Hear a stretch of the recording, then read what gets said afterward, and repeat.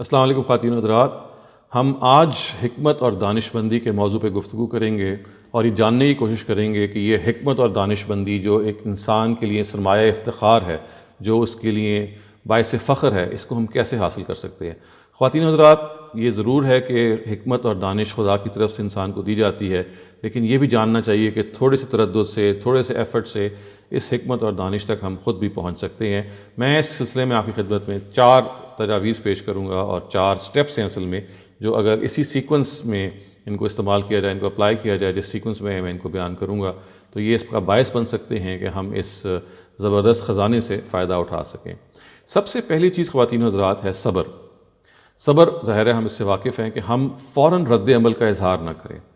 یعنی پہلا سٹیپ یہ ہے کہ رد عمل کے معاملے میں ہم اپنے آپ کو کنٹرول کریں، ہم اپنے اوپر ایک پہرا بٹھائیں اور غور و خوض کے لیے رستہ ہموار کریں، جو کہ اصل میں اگلا قدم ہے۔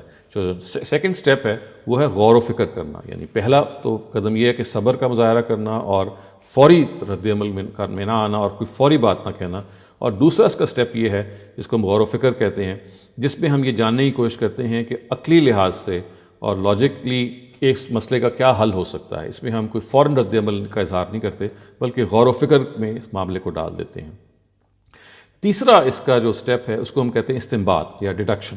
استنباط کا مطلب یہ ہے کہ ہم مسئلے کا حل نکالیں، اور ایسا حل نکالیں کہ جو سرشتہ ہے اصل میں، جو سب چیزوں کو جوڑ دیتا ہے، جیسے جگسا پزل میں چیزیں سب جڑ جاتی ہیں، تو ایک ایسا سرشتہ، ایک ایسا یونیفائڈ ہول، ایک میننگ فل ہول ہمارے سامنے آئے جو ایک اس مسئلے کا ایک ممکنہ حل ہو۔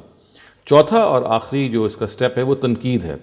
تنقید کا مطلب یہ ہے کہ ہم جو سلوشن ہم نے پیش کیا ہے، جو ہمارے سامنے اس کا حل آیا ہے، اس کو ہم تنقید کے لیے پیش کریں، خود تنقید بھی کریں اور اپنے آس کے پاس کے لوگوں میں بھی اس کو تنقید کے طور پہ پیش کریں کہ اس پہ تنقید کریں، اور اس تنقید سے ہم سیکھیں۔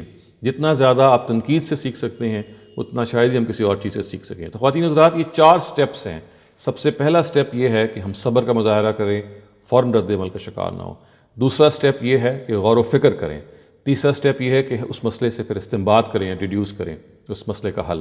اور چوتھا اور آخری سٹیپ یہ ہے کہ اس کو تنقید کے مرحلے سے گزاریں، اور اس تنقید کے نتیجے میں جو حل پیش کیا گیا ہے وہ اور زیادہ پہلے سے بہتر ہو۔